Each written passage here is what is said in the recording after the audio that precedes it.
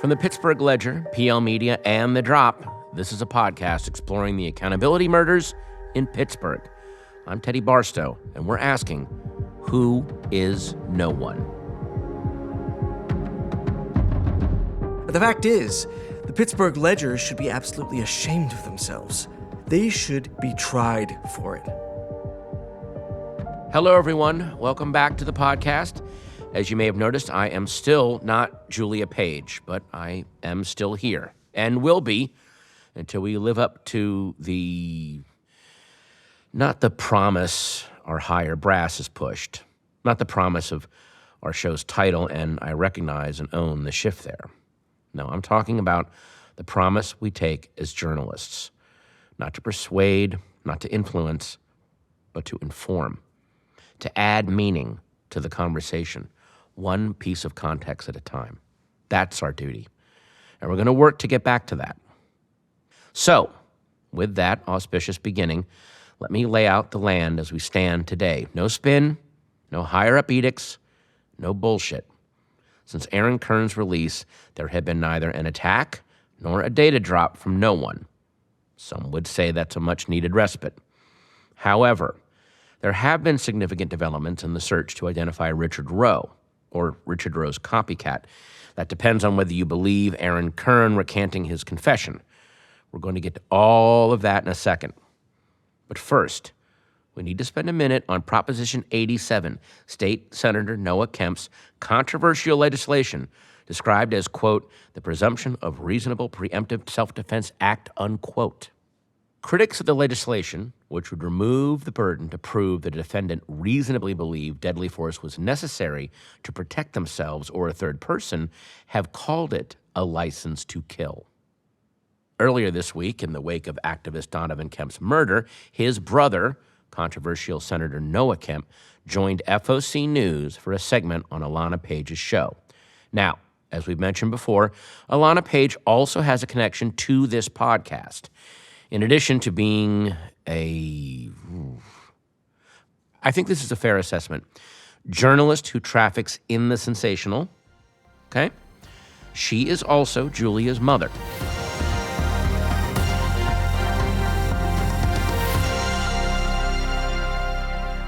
Welcome to Feet to the Fire. I'm Alanna Paige.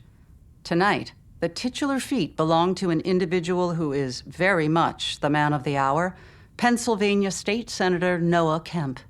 Welcome, Senator Kemp. Great to be here, Alanna. Thanks.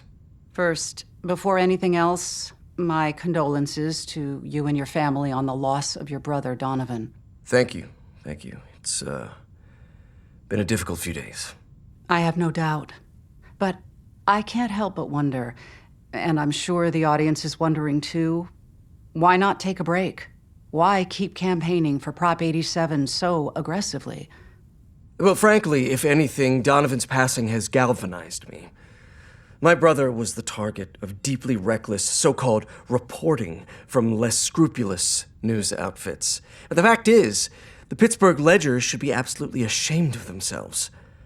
What the reporters did on their manufactured podcast, naming no one suspects without any sort of real evidence, they should be tried for it. The idea that my brother was no one was a patently ludicrous assertion, but it found its way to the ears of one of these copycat killers, and now my only sibling, my brother, is dead, and his blood is on their hands. And you know what enrages me most is that there was nothing Donovan could have done about it. He just had to sit there as lies were spread about him and just sit there as a killer hunted him down because the law, as it stands right now, actively discourages citizens the right to stand up and protect themselves. How does that make any sense? What are you suggesting he should have been allowed to do, Senator? Attack the journalists in question? No, of course not. And look, I acknowledge the family connection here. My daughter knows what I think of what she and their little podcast did. Good. Because I am simply suggesting that it is un-American to put people in a position with no options. To have them live under constant threat, especially now with how violent and chaotic Pittsburgh has become. But tell them that there's nothing they can do about it? To say, according to the law, you have no options here? No. The bad guys don't have to worry about that, right? They're not concerned with the law. That's not even an even playing field, is it? One side, the bad guys, they can do whatever, and the good side are supposed to play with their hands tied behind their backs, punished, having the deck totally stacked against them simply because they choose to be law-abiding citizens. Is that the society anyone wants to live in? Is that what your viewers want, Alanna? No, I can assure you, Senator, it is not. Do you think you can get it done? My colleagues can't deny the need for change, not now. They can hear the people of this great state chanting outside their windows, demanding that we codify their natural, God-given rights. Nothing will stop me, because I'm doing this for Pennsylvania, and I'm doing it for Donovan. And once we're done here, we'll see about taking our cause to Washington. I spoke about this last episode, to the best of my ability at the time, anyway. Now, while Senator Kemp's legislation has its share of critics, myself included, that is only part of why I'm playing his interview with Alanna Paige. The other part is because he's right. We did screw up. And if we're going to talk about accountability, we need to be accountable too. We made a mistake, and it cost someone their life and caused severe injuries to 2 others. On behalf of the Ledger and this podcast, I'm sorry. As I said up top, we want to do better, and we want to do our best to make amends for those mistakes. Which brings me to new developments in the search to identify Richard Roe. We have something big for you, but in order to go into the details, first, I'm going to be joined by a special guest. 2 guests, actually. Hi, Teddy. Hi, Julia.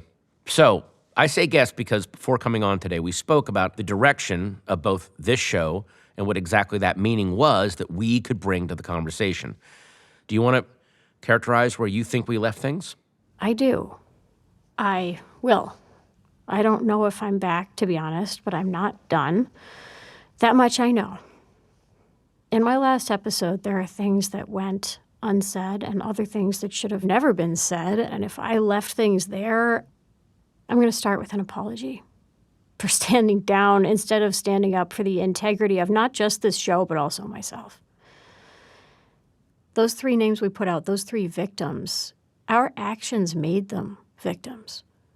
And the fact that I vocally disagreed with listing them ahead of time doesn't change that in the end. I uttered them for ratings, for self-preservation, for myself. I've seen people make that decision before. I know people that... I'm the daughter of someone who makes that decision every day, to prioritize the sensational at the expense of context. Growing up in that shadow doesn't excuse it. If anything, it's a cautionary tale of character and a reason that I should have known better. And now, I do. And to put a finer point on it, I'd like to apologize to the Kemp family, as well as to Alejandro Rios and Officer Harmon. I hope you'll allow me to do better.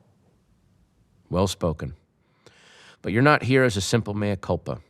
You are here to make good on that return to duty, and so am I. As I mentioned a minute ago, we have a significant development in the search to identify Richard Roe. Julia, the floor is yours. On this episode of Who is No One, we're not going to ask that question. We're not even going to talk about him because it doesn't matter.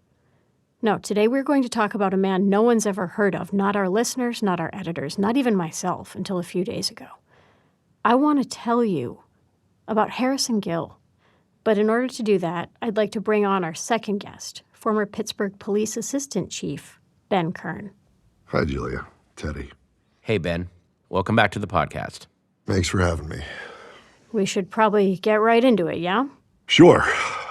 For the last 5 months since retirement, I've been trying to do my part to end this string of murders. I've been trying to find the identity of the copycat, the man who killed my son, Michael. In order to do that, I have been pursuing a lead connected to Coach Nathan Cade and the reasons he was targeted. I'm the one who convinced Chuck Tate to come forward with the information on the note at the Nathan Cade crime scene. Clarity, which we now know is a reference to a woman. To clarify for listeners, that was you on the recording with Chuck Tate in episode 4. Correct. But how did the killer know about this? A secret that only Nathan Cade and Chuck Tate knew about? A secret that Chuck swore he'd never shared? Well, Chuck did share it.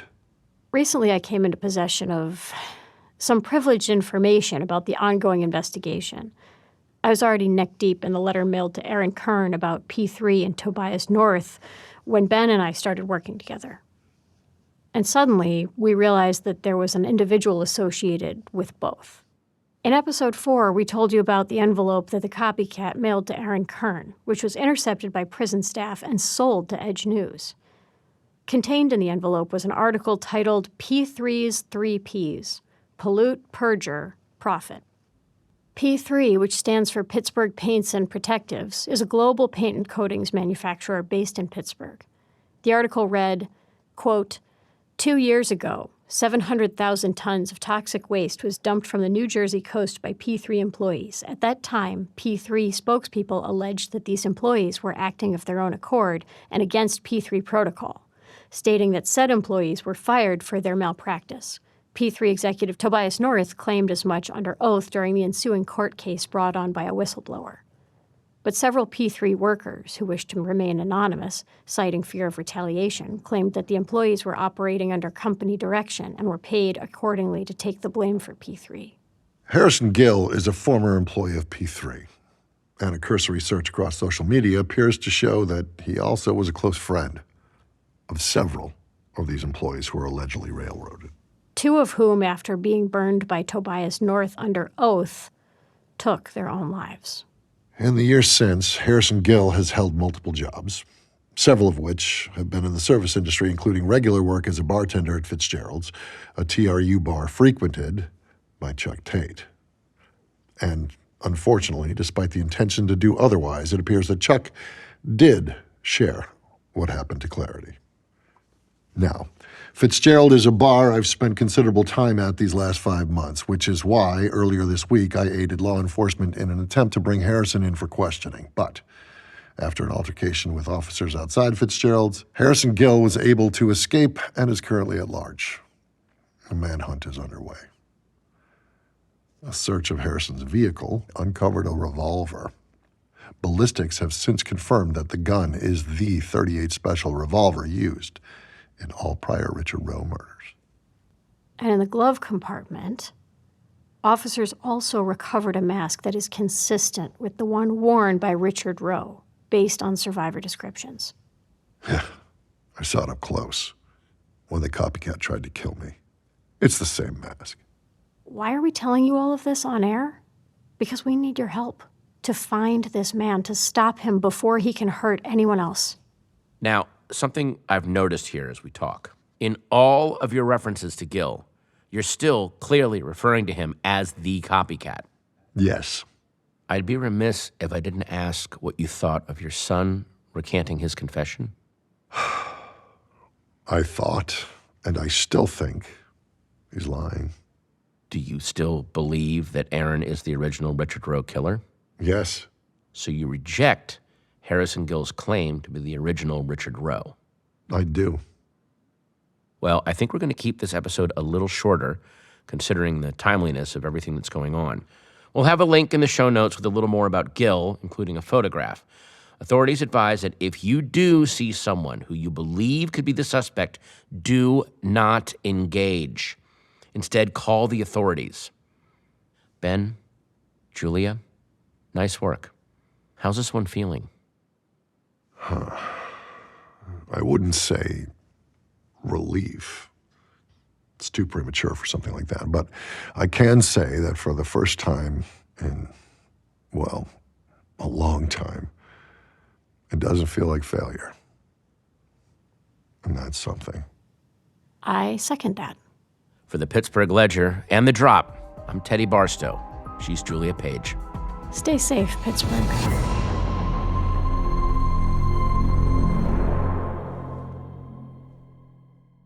To read more about No One, head to blackmarket.la. Who is No One is produced in partnership with Black Market Narrative and ZQ Entertainment. market narrative.